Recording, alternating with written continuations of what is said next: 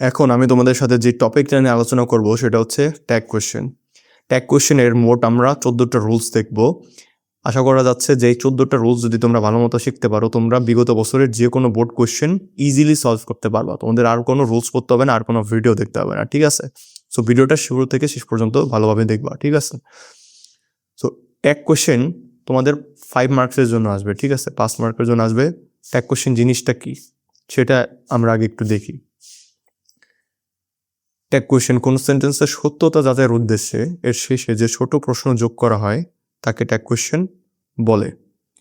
অর্থাৎ আমরা যে দৈনন্দিন কথাবার্তায় লাস্টে একটা প্রশ্ন যোগ করি সেটাই হচ্ছে ট্যাগ কোয়েশ্চেন। যেমন আমি আমার বন্ধুর সাথে কথা বলতেছি, এখন আমার বন্ধু বলতেছে যে জানিস যে সজীব ওই কাজটা করতে পারে, বা সজীব নাচতে পারে, বা সজীব গান গাইতে পারে।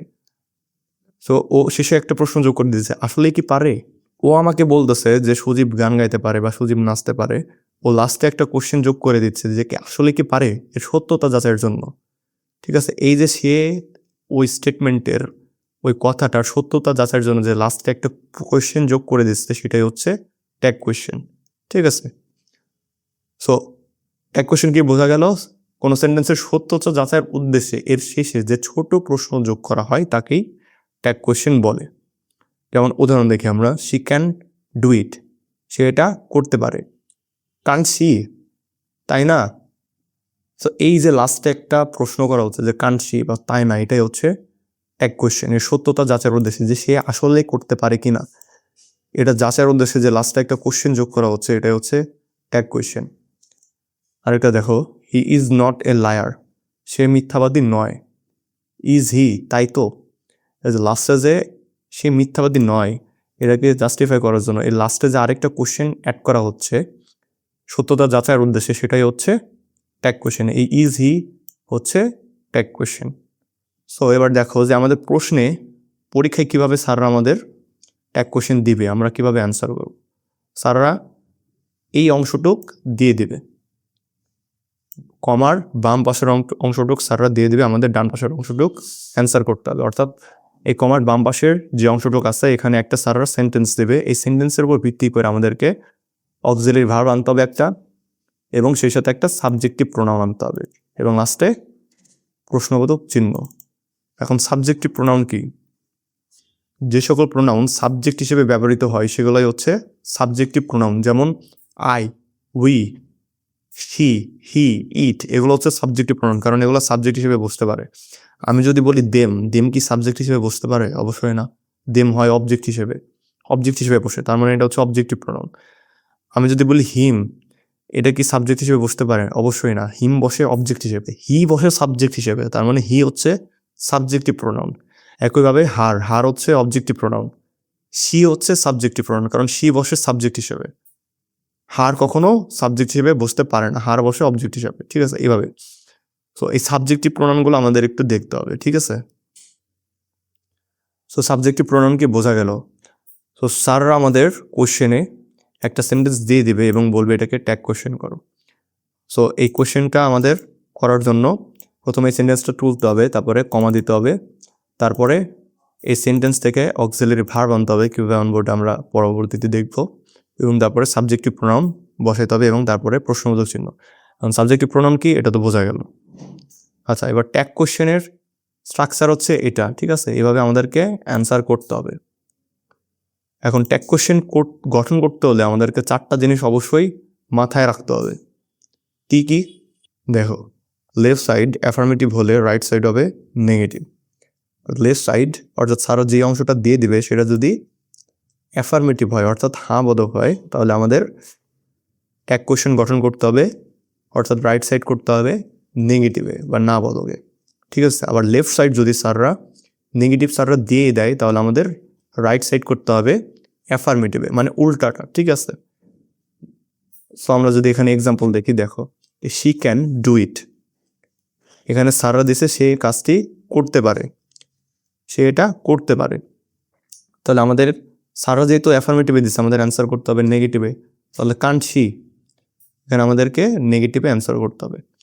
আবার স্যাররা যদি সেন্টেন্সে নট দিয়ে দেয়, যেমন হি ইজ নট এ লায়ার, এখানে স্যাররাই নট দিয়ে দিছে, অর্থাৎ স্যাররা নেগেটিভে লিখছে, তাহলে আমাদের অ্যান্সার করতে হবে অ্যাফার্মেটিভে। সো লেফট সাইড যদি নেগেটিভ হয় রাইট সাইড হবে অ্যাফার্মেটিভ, আর লেফট সাইড যদি অ্যাফার্মেটিভ হয় তাহলে রাইট সাইড হবে নেগেটিভ। ঠিক আছে, আর নেগেটিভ করার সময় আমাদের একটা জিনিস খেয়াল রাখতে হবে, সেটা হচ্ছে এই যে ট্যাগ কোশ্চেনের ক্ষেত্রে সবসময় নেগেটিভ ফর্মটির সংক্ষিপ্ত রূপ নট এর সংক্ষিপ্ত রূপ এন অ্যাপোস্ট্রফি টি এটা লিখতে হবে। ঠিক আছে, মানে সরাসরি নট লেখা যাবে না, এইভাবে লিখতে হবে N apostrophe T, can not দেওয়া যাবে না, কান্ট দিতে হবে। ঠিক আছে, নট এর সংক্ষিপ্ত রূপ লিখতে হবে, এটা ট্যাগ কোশ্চেনের নিয়ম। ঠিক আছে, আচ্ছা এবার 2 নম্বরে আমাদের যে জিনিস মনে রাখতে হবে সেটা হচ্ছে 2 অংশে একই টেন্স ব্যবহৃত হবে, অর্থাৎ কমার বাম পাশে যে টেন্স ব্যবহৃত হবে কমার ডান পাশেও ট্যাগ কোশ্চেনটিতেও একই টেন্স ব্যবহৃত হবে। এটা আমরা পরবর্তীতে দেখবো, এটা কঠিন কিছু না। ঠিক আছে, যা জানার জন্য একটু পড়বা। নাম্বার 3 দেখো, সেন্টেন্সে প্রদত্ত অক্সিলারি ভার্বটি ট্যাগ কোশ্চেনে ব্যবহৃত হবে, অর্থাৎ সেন্টেন্সে সারা যে অক্সিলারি ভার্বটা দিয়ে দিবে সেটাই আমাদের অক্সিলারি ভার্ব হিসেবে ট্যাগ কোশ্চেনে বসাইতে হবে। ঠিক আছে, তার পরবর্তীতে দেখো 4 নাম্বার, সেন্টেন্সের সাবজেক্ট অনুযায়ী ট্যাগ কোশ্চেনটির সাবজেক্টিভ প্রোনাউন বসবে একই, অর্থাৎ সেন্টেন্সে সারা যেই সাবজেক্টটা দিবে সেটা অনুযায়ী আমাদেরকে ট্যাগ কোশ্চেনের সাবজেক্টিভ প্রোনাউনটা লিখতে হবে। ঠিক আছে, সো কীভাবে সেটা আমরা পরবর্তীতে দেখব। সো আমরা 4টা বিষয় মনে রাখবো ট্যাগ কোশ্চেন গঠনের ক্ষেত্রে। একটা হচ্ছে লেফট সাইড যদি অ্যাফার্মেটিভ হয় রাইট সাইড হবে নেগেটিভ, এবং লেফট সাইড যদি নেগেটিভ স্যাররা দিয়ে দেয় আমাদের রাইট সাইড করতে হবে অ্যাফার্মেটিভে, এবং নটের সবসময় সংক্ষিপ্ত রূপ ব্যবহার করতে হবে, এবং উভয় পাশে একই টেন্স ব্যবহৃত হবে। লেফট সাইড যদি পাস্ট টেন্স হয় রাইট সাইডও পাস্ট টেন্স, লেফট সাইড যদি প্রেজেন্ট টেন্স হয় রাইট সাইডও প্রেজেন্ট টেন্স। এবং 3 নম্বর যে বিষয়টা সেটা হচ্ছে প্রদত্ত সেন্টেন্সের অক্সিলারি ভার্বটি ট্যাগ কোশ্চেনে ব্যবহৃত হবে, অর্থাৎ সারা সেন্টেন্সে যে অক্সিলারি ভার্বটা হবে সেটাই আমাদের ট্যাগ কোশ্চেনে ব্যবহার হবে। এবং সর্বশেষ সেন্টেন্সের সাবজেক্ট অনুযায়ী ট্যাগ কোশ্চেনটির সাবজেক্টিভ প্রোনাউন বসবে, অর্থাৎ সারা যেই সাবজেক্ট দিবে সেটাই আমরা সাবজেক্টিভ প্রোনাউন হিসেবে ব্যবহার করব। ঠিক আছে, এই 4টা জিনিস আমাদের ট্যাগ কোশ্চেন করার জন্য মনে রাখতে হবে। এটা মুখস্থ করার কিছু না, এটা জাস্ট তোমাদের মনে রাখতে হবে, বুঝতে হবে। ঠিক আছে, সো এরপরে এখানে দেখো যে অক্সিলারি ভার্বের নেগেটিভ ফর্মের সংক্ষিপ্ত রূপ। আমরা এখানে শিখছিলাম যে নেগেটিভ ফর্মটির সবসময় সংক্ষিপ্ত রূপ ব্যবহার করতে হবে, অর্থাৎ সরাসরি নট দিয়ে যাবে না। ঠিক আছে, সংক্ষিপ্ত রূপ ব্যবহার করতে হবে। সো এখানে এম নট হবে না, এম নটের জায়গায় আর নট আরএন দিতে হবে। ঠিক আছে, ইজ নট হবে না, ইজ নটের জায়গায় ইজেন দিতে হবে। আর নট হবে না, আর নটের পরিবর্তে সবসময় আরএন দিতে হবে। ওয়াজ নট হবে না, আমাদের সবসময় ওয়াজেন দিতে হবে। সো এগুলো একটু খেয়াল রাখতে হবে। ঠিক আছে, এগুলো তো তোমরা পারবা, কিন্তু পারবা না হচ্ছে 3-4টাই একটু সমস্যা হবে। সেগুলো দেখো এখানে বোল্ড করে দেওয়া আছে, গাঢ় করে দেওয়া আছে। দেখো এম নট, এম নটের সংক্ষিপ্ত রূপ কিন্তু এমেন্ট হয় না, এম নটের সংক্ষিপ্ত রূপ হচ্ছে আরেন্ট অথবা এইন্ট, এটা হচ্ছে এম নটের সংক্ষিপ্ত রূপ। আর আরেকটা দেখো, শ্যাল নটের সংক্ষিপ্ত রূপ কিন্তু শ্যালেন্ট হয় না, শ্যাল নটের সংক্ষিপ্ত রূপ হচ্ছে শ্যান্ট। ঠিক আছে, এটা একটু মাথায় রাখতে হবে। আবার উইল নট এর সংক্ষিপ্ত রূপ কিন্তু উইলেন্ট হয় না, উইল নট এর সংক্ষিপ্ত রূপ হচ্ছে ওন্ট। ঠিক আছে, এগুলো তোমাদের একটু মাথায় রাখতে হবে। ঠিক আছে, সো এই শখটা তোমরা ভালোভাবে একটি স্ক্রিনশট রাখতে পারো, এই শখটা তোমরা একটু ভালোভাবে পড়বা। ঠিক আছে, সো দেখো এখন হচ্ছে ট্যাগ কোশ্চেন করার নিয়মাবলী। এখন আমরা মেন রুলসে আসবো যে কিভাবে ট্যাগ কোশ্চেন গঠন করতে হয়। সো নাম্বার 1 দেখো, সেন্টেন্সে যদি অক্সিলারি ভার্ব বা মডেল অক্সিলারি থাকে তাহলে ট্যাগ কোশ্চেনটি একই অক্সিলারি ভার্ব বা মডেল অক্সিলারি ভার্ব দিয়ে গঠিত হবে। অর্থাৎ সেন্টেন্সে সারা যে অক্সিলারি ভার্ব বা মডেল অক্সিলারি ভার্ব দিয়ে দিবে, মডেল অক্সিলারি ভার্ব তো কাইন্ড অফ অক্সিলারি ভার্ব, এখানে বোঝার সুবিধার্থে আমি আলাদা করে লিখছি যে সেন্টেন্সে যেই অক্সিলারি ভার্ব বা মডেল অক্সিলারি ভার্ব থাকবে ট্যাগ কোশ্চেন করার সময় একই মডেল অক্সিলারি ভার্ব বা অক্সিলারি ভার্ব ব্যবহার করতে হবে। ঠিক আছে, দেখো he is trying to complete his study. তাহলে এখানে আমাদের ট্যাগ কোশ্চেন করার জন্য আমাদের কি করতে হবে, কমা দিতে হবে, এরপরে সাহায্যকারী ভার্ব বা auxiliary verb plus subjective pronoun plus প্রশ্নবোধক চিহ্ন। তাহলে এখানে আমরা ট্যাগ কোশ্চেন করার সময় শুরুতে খেয়াল রাখবো যে এটা অ্যাফার্মেটিভ আছে না নেগেটিভে আছে। এখানে কোনো নট নাই, তার মানে কি অ্যাফার্মেটিভ আছে, তার মানে আমাদের নট আনতে হবে। আর সাহায্যকারী ভার্ব কোনটা আছে, ইজ আছে, তার মানে আমাদের ট্যাগ কোশ্চেনও ইজ নিতে হবে। তাহলে আমরা এখানে নিলাম ইজেন্ট। ইজেন্ট ক্যান নিলাম, ইজ নট ক্যান নিলাম না, সেটা তো বুঝতে পারছো যে নটের সবসময় সংক্ষিপ্ত ফর্ম লিখতে হয়, এজন্য ইজেন্ট। এরপরে সাবজেক্টিভ প্রোনাউন।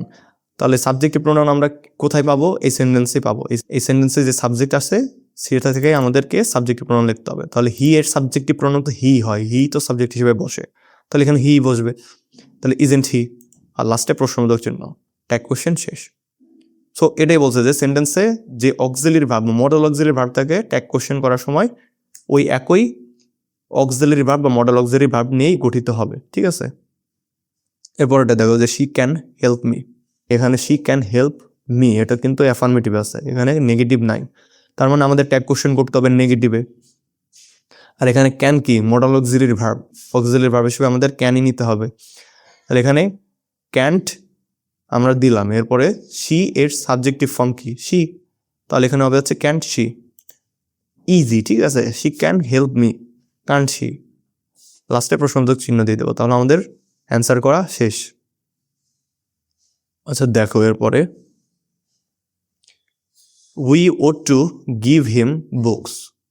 তাহলে এখানে দেখো যে উই ওড টু আছে, এখন ought to modal semi modal auxiliary verb.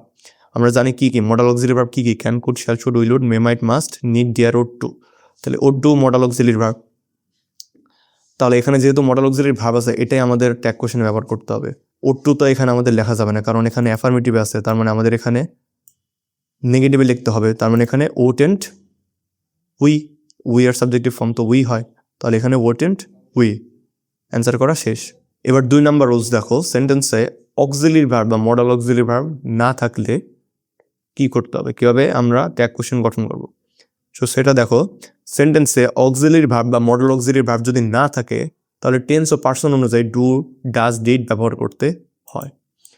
অর্থাৎ সাহায্যকারী ভার্ব যদি দেয়া থাকে বা মডেল অক্সিলারি ভার্ব দেয়া থাকে, তাহলে তো আমরা সেটা ট্যাগ কোশ্চেনে ব্যবহার করব। কিন্তু সেন্টেন্সে যদি সাহায্যকারী ভার্বই না থাকে, যেমন এই সেন্টেন্সে কোনো সাহায্যকারী ভার্ব নাই, মডেল অক্সিলারি নাই, তাহলে আমরা কীভাবে ট্যাগ কোশ্চেন করব?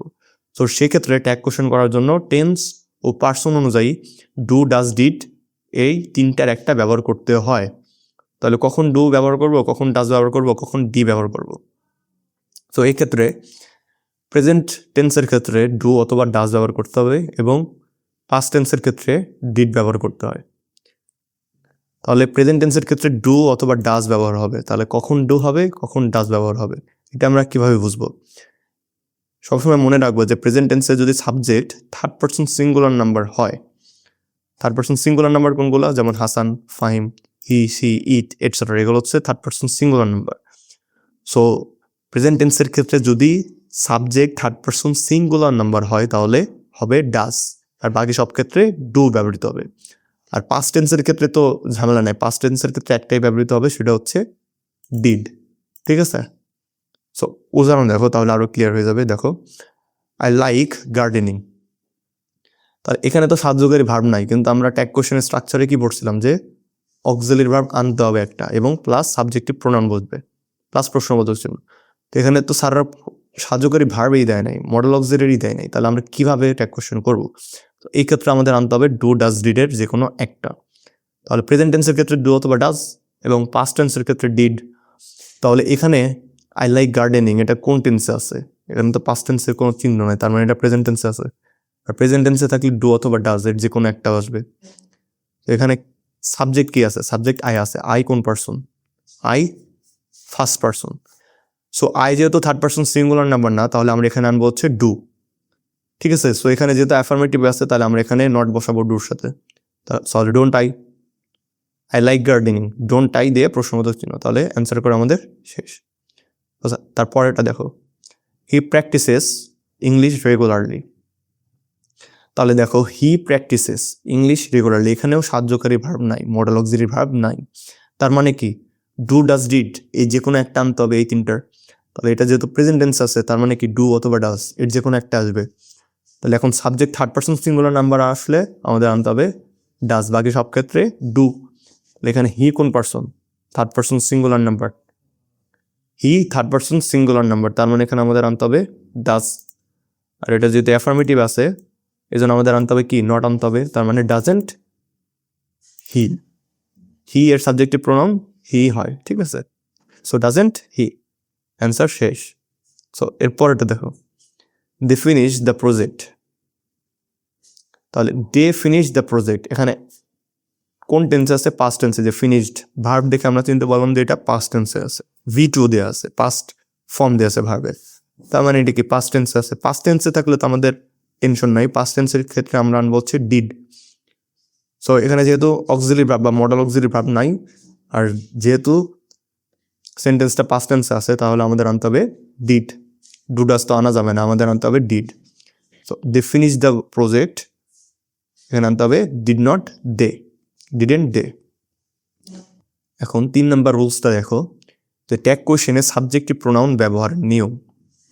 অর্থাৎ কিছু কিছু সময় আমরা এখানে দেখো যে এই সাবজেক্টগুলো তো স্পষ্ট, আমরা বুঝতে পারতেছি যে এটা সাবজেক্ট, এটার সাবজেক্টিভ প্রোনাউন আই হয়, এটার সাবজেক্টিভ প্রোনাউন হি আছে, হির সাবজেক্টিভ প্রোনাউন হি হয়। কিন্তু কিছু কিছু ক্ষেত্রে দেখো somebody, everybody, anybody, nobody, everyone, someone, anyone, all এরকম থাকে। এই ক্ষেত্রে সাবজেক্টটা স্পষ্ট বোঝা যায় না। তো সেই ক্ষেত্রে আমাদের এই শখটা মাথায় রাখতে হবে। এগুলো যদি সাবজেক্ট হিসেবে বসে তাহলে সাবজেক্টিভ প্রোনাউন হবে হচ্ছে এটা, এটা। আবার এগুলো যদি সাবজেক্ট হিসেবে বসে তাহলে সাবজেক্টিভ প্রোনাউন হবে হচ্ছে এটা। সো এইভাবে এই শখটা মাথায় রাখতে হবে, ঠিক আছে। সো আমরা একটু পড়ি। ট্যাগ কোয়েশ্চেনে সাবজেক্টিভ প্রোনাউন ব্যবহারের নিয়ম। কোনো সেন্টেন্সের সাবজেক্ট হিসেবে যদি everybody, somebody, anybody, nobody, everyone, someone, anyone, all, each, one, no one, none হয়, তাহলে সাবজেক্টিভ প্রোনাউন হবে হচ্ছে দে। তাহলে এগুলো একদম মুখস্থ রাখতে হবে, ঠিক আছে। Everybody, somebody, anybody, nobody, everyone, someone, anyone, all, each, one, no one, none, এগুলো যদি থাকে তাহলে সাবজেক্টিভ প্রোনাউন হবে হচ্ছে দে। আর সাবজেক্ট হিসেবে যদি এভরিথিং, সামথিং, এনিথিং, নাথিং ব্যবহার হয় তাহলে সাবজেক্টিভ প্রোনাউন হবে হচ্ছে ইট। সো এগুলো একটু মাথায় রাখতে হবে। সো এখন তোমাদেরকে আরো সহজ করে দিই। দেখো দেখো এভরিবডি, এভরিবডি দ্বারা তো মানুষকে বোঝানো হয় নাকি বস্তুকে বোঝানো হয়? অবশ্যই মানুষকে বোঝানো হয়, এই জন্য হবে হচ্ছে দে। আবার এভরিওয়ান, এই ওয়ানের ক্ষেত্রেও তো মানুষকে বোঝানো হয়, এই জন্য ব্যবহার হবে দি। কিন্তু এভরিথিং দ্বারা মানুষকে, শুধু মানুষকে না বস্তুকেও বোঝানো হয়ে থাকে, এজন্য সাবজেক্টিভ প্রোনাউন হিসেবে ব্যবহার হবে ইট। এভরিথিং, সামথিং, এনিথিং, নাথিং এগুলো দ্বারা সাধারণত বস্তুকে বোঝানো হয়, এজন্য সাবজেক্টিভ প্রোনাউন হিসেবে ব্যবহার হবে ইট, ঠিক আছে। তোমাদের জন্য আরও সহজ করে বোঝাই। দেখো সাবজেক্টের শেষে বডি বা অন থাকলে সাবজেক্টিভ প্রোনাউন হবে দে, এবং থিং থাকলে হবে ইট। এই যে বডি আছে না, যদি সাবজেক্টের শেষে বডি, এই যে এখানে দেখো বডি অথবা অন থাকে, এই যে সামওয়ানের অন, এনিওয়ানের অন, সো এইভাবে সাবজেক্টের শেষে যদি বডি বা অন থাকে তাহলে সাবজেক্টিভ প্রোনাউন হবে হচ্ছে দে।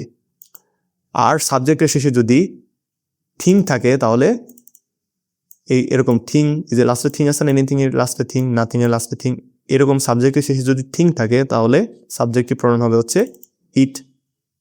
তো এইভাবে কিন্তু খুব সহজে মনে রাখা যাচ্ছে। সো আমরা এখন একটু প্র্যাকটিস করি, আমরা একটু উদাহরণ দেখি যে কিভাবে কোশ্চেন আসে, ঠিক আছে। কোশ্চেনে কিভাবে আসে দেখো। এক্সাম্পল আমরা যদি দেখি যে এভরিবডি অ্যাটেন্ড দ্য মিটিং, এখানে সাবজেক্ট আছে এভরিবডি, সাবজেক্টটা স্পষ্ট না, তাহলে এখানে এভরি এর শেষে আছে বডি। আমরা কি শিখছি যে সাবজেক্টের শেষে বডি থাকলে সাবজেক্টিভ প্রোনাউন হবে দে, তার মানে এখানে সাবজেক্টিভ প্রোনাউন হবে দে। এবার দেখো এভরিবডি অ্যাটেন্ড দ্য মিটিং, এটা তো অ্যাফার্মেটিভ আছে, তার মানে কি আমাদের নেগেটিভ অ্যান্সার করতে হবে, নট আনতে হবে। আর এখানে যেহেতু সাহায্যকারী ভার্ব নাই, তার মানে কি ডু, ডাজ, ডিড এর যে কোনো একটা ব্যবহার করতে হবে। আর এটা যেহেতু পাস্ট টেন্স আছে, তার মানে এখানে ডিড ব্যবহার করতে হবে, তার মানে ডিড নট দে। ক্লিয়ার? এরপর এটা দেখো something is better than nothing, তাহলে এখানে দেখো সামথিং, সাবজেক্টটা সামথিং আছে, তার মানে কি আমরা কি পড়ছি যে সাবজেক্টের শেষে থিং থাকলে সাবজেক্টিভ প্রোনাউন হবে ইট। তাহলে এখানে যেহেতু থিং আছে সাবজেক্টিভ প্রোনাউন কি দেবো? ইট, ইট ব্যবহার হবে। আর এটা তো অ্যাফার্মেটিভ আছে, তার মানে আমাদের এখানে নট আনতে হবে। আর সাহায্যকারী ভার্ব সারা দিয়ে দিছে, এই যে ইজ হচ্ছে সাহায্যকারী ভার্ব, অক্সিলারি ভার্ব, তার মানে এখানে কি ইজেন্ট হবে, ইজেন্ট ইট, অ্যান্সার শেষ। ঠিক আছে, এভাবে অ্যান্সার করতে হবে।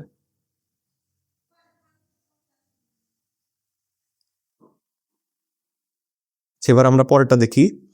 সাবজেক্টের শেষে যদি all of, some of, every of, most of plus pronoun থাকে, যে কোনো প্রোনাউন হতে পারে, হোয়াট এভার ইট ইজ, যেটাই হোক, সাবজেক্ট হিসেবে যদি all of, some of, every of, most of হয়, তাহলে সাবজেক্টিভ প্রোনাউন হিসেবে ব্যবহার হবে হচ্ছে এর পরে যে প্রোনাউনটা থাকবে সেটা অনুযায়ী সাবজেক্টিভ প্রোনাউন বসবে। অর্থাৎ কোনো সেন্টেন্সের সাবজেক্ট যদি all of, some of, every of, most of plus যে কোনো একটা প্রোনাউন থাকে, তাহলে এই পরবর্তী প্রোনাউন অনুযায়ী আমাদেরকে সাবজেক্টিভ প্রোনাউন ব্যবহার করতে হবে। অর্থাৎ এই অফের পরবর্তীতে একটা প্রোনাউন থাকবে, এই প্রোনাউন অনুযায়ী আমাদেরকে সাবজেক্টিভ প্রোনাউন বসাইতে হবে।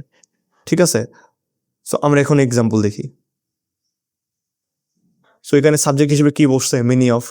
সো মেনি অফ থাকলে আমরা কি জানি? মেনি অফ থাকলে অফের পরবর্তী প্রোনাউন অনুযায়ী সাবজেক্টিভ প্রোনাউন বসাইতে হয়। তাহলে এখানে অফের পরবর্তী প্রোনাউন কি আছে? দেম।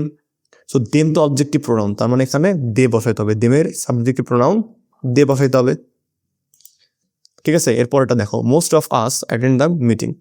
সো এখানেও মোস্ট অফ আছে। সো এখানে যেহেতু মোস্ট অফ আছে, তার মানে এর পরবর্তী প্রোনাউন অনুযায়ী আমাদের সাবজেক্টিভ প্রোনাউন বসাইতে হবে। তারপরে এই অফের পরবর্তী প্রোনাউন কি আছে? আস। তাহলে আস তো অবজেক্টিভ প্রোনাউন, তাহলে আস তো আর সাবজেক্ট হিসেবে বসানো যায় না, আমাদের সাবজেক্টিভ প্রোনাউন লিখতে হবে। তাহলে এই প্রোনাউন আস এর সাবজেক্টিভ প্রোনাউন কোনটা? উই। সাবজেক্ট হিসেবে বসে উই হিসেবে এবং অবজেক্ট হিসেবে বসে আস হিসেবে। তাহলে আস এর সাবজেক্টিভ প্রোনাউন হচ্ছে উই, তাহলে এখানে বসাইতে হবে উই। ঠিক আছে, so most of us attend the meeting didn't we, এটা হচ্ছে অ্যান্সার। এরপর এটা দেখো, সাবজেক্ট হিসেবে যদি হিয়ার, দেয়ার, ইট বসে, তাহলে সাবজেক্টিভ প্রোনাউন হিসেবে হিয়ার, দেয়ার, ইটি ব্যবহৃত হবে। এখানে কঠিন কিছু নাই। ঠিক আছে, সাবজেক্ট হিসেবে যদি হিয়ার, দেয়ার, ইট হয়, তাহলে সাবজেক্টিভ প্রোনাউন হিসেবে ট্যাগ কোশ্চেনে হিয়ার, দেয়ার, ইটি ব্যবহৃত হবে। দেখো এক্সাম্পল দেখো, আমরা কি পড়ছি যে হিয়ার, দেয়ার, ইট সাবজেক্ট হিসেবে বসলে ট্যাগ কোশ্চেনেও here, there, it subjective pronoun হিসেবে ব্যবহৃত হবে। তো এখানে দেখো যে it is an amazing place, এখানে ইট আছে, তার মানে কি সাবজেক্টিভ প্রোনাউন হিসেবে ইটি ব্যবহৃত হবে।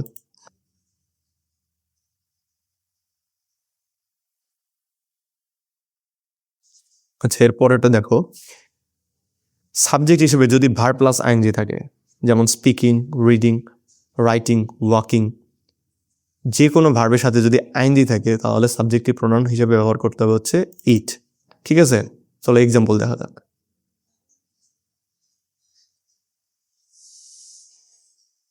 সো দেখো, speaking the truth is a good exercise. তাহলে এখানে স্পিকিং আছে, মানে কি ভার্বের সাথে আইএনজি আছে। আমরা কি পড়ছি যে সাবজেক্ট হিসেবে ভার্বের সাথে আইএনজি থাকলে সাবজেক্টিভ প্রোনাউন হিসেবে আজীবন ইট বসবে। সো এখানে যেহেতু ভার্বের সাথে আইএনজি আছে, তাহলে এখানে সাবজেক্টিভ প্রোনাউন হিসেবে বসবে ইট। আর বাদ বাকি সব একই রুলস, স্বাভাবিক নিয়মে বসবে। ঠিক আছে, আবার এখানে যে দেখো, এখানে রিডিং আছে, ভার্বের সাথে আইএনজি আছে, তার মানে কি সাবজেক্টিভ প্রোনাউন হবে ইট। ঠিক আছে, সো আশা করি বুঝতে পারছো এটা।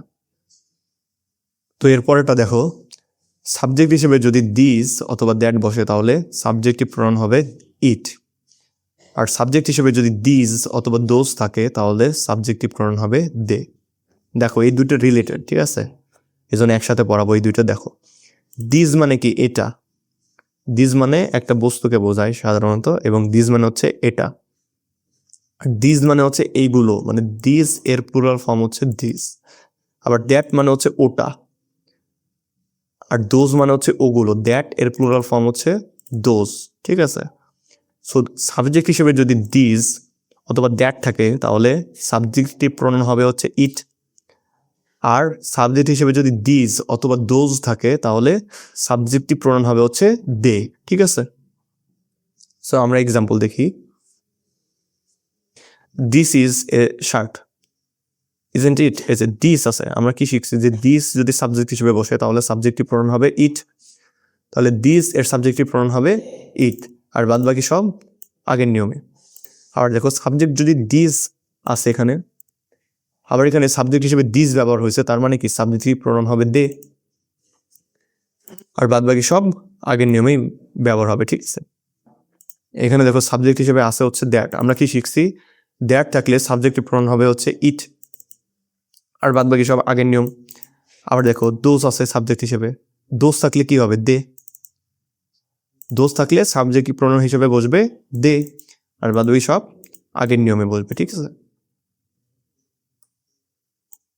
এবার লাস্ট ওয়ান, দি প্লাস অ্যাডজেক্টিভ। যেমন দ্য পোর, পোর শব্দটা কি? অ্যাডজেক্টিভ। পোর মানে কি? গরিব। রিচ মানে কি? ধনী, অবস্থা বোঝাচ্ছে, অ্যাডজেক্টিভ। এডুকেটেড মানে কি? শিক্ষিত, এটাও অ্যাডজেক্টিভ। মডেস্ট মানে কি? বিনয়ী, এটাও একটা অ্যাডজেক্টিভ। অনেস্ট মানে কি? সৎ, এটা একটা গুণ। মডেস্ট একটা গুণ, এগুলো সব অ্যাডজেক্টিভ। সো সেটা বলছে যে দি প্লাস অ্যাডজেক্টিভ যদি সাবজেক্ট হিসেবে বসে, দি প্লাস অ্যাডজেক্টিভ যদি সাবজেক্ট হিসেবে বসে, তাহলে সাবজেক্টিভ প্রনাউন হবে আজীবন they. So the plus adjective যেমন the poor, the rich, the educated, the modest, the honest, etcetera. আরও এরকম আরও হতে পারে, দ্য পায়াস। এরকম যদি দি প্লাস অ্যাডজেক্টিভ সাবজেক্ট হিসেবে বসে, তাহলে সাবজেক্টিভ প্রনাউন হবে হচ্ছে দে। কারণ কিসের জন্য দে হবে? দেখো দ্য পোর বলতে সমগ্র দরিদ্র জাতিকে বোঝাচ্ছে, ঠিক আছে? মানে দি প্লাস অ্যাডজেক্টিভ হচ্ছে প্লুরাল কমন নাউন বোঝায়। সহজভাবে বোঝো, দ্য পোর বলতে সমগ্র গরিব জাতিকে বোঝাচ্ছে, দ্য রিচ বলতে সমগ্র ধনী জাতিকে বোঝাচ্ছে। এজন্য সাবজেক্টিভ প্রনাউন হিসেবে ব্যবহার হয় দি, প্লুরাল, ঠিক আছে? কিভাবে প্লুরাল বোঝা গেল? কারণ সমগ্র ওই জাতিবাচক নামটা বোঝাচ্ছে, সমগ্র গরিবকে বোঝাচ্ছে, সমগ্র ধনীকে বোঝাচ্ছে, সমগ্র শিক্ষিত ব্যক্তিদের বোঝাচ্ছে, দ্য এডুকেটেড। সো এই জন্য দ্য প্লাস অ্যাডজেক্টিভ থাকলে সেটা সাবজেক্টিভ প্রনাউন হিসেবে ব্যবহার হবে দে। সো উদাহরণ দেখো, আরো ক্লিয়ার হয়ে যাবে।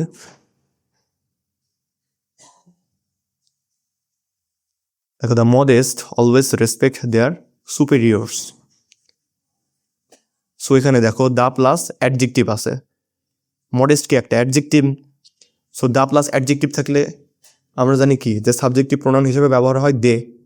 তার মানে কি? দ্য মডেস্ট মানে কি? সমগ্র বিনয়ী জাতিকে বোঝাচ্ছে, সমগ্র বিনয়ীদের বোঝাচ্ছে। এই জন্য দ্য প্লাস অ্যাডজেক্টিভ থাকার জন্য আমাদের বসাইতে হবে সাবজেক্টিভ প্রনাউন হিসেবে দে। আর দেখো the honest are always respected.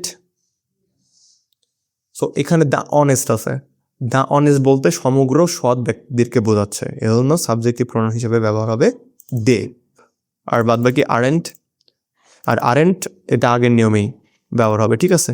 So আশা করছি যে তোমরা এই তিনটা রুলস বুঝতে পারছো। এই তিনটা রুলস যদি বুঝতে পারো, তোমাদের ট্যাগ কোশ্চেনের কিন্তু বলতে পারো 40% আজকে শেষ, ঠিক আছে? নেক্সট পার্টে আমরা রুল নাম্বার 4 থেকে শুরু করব।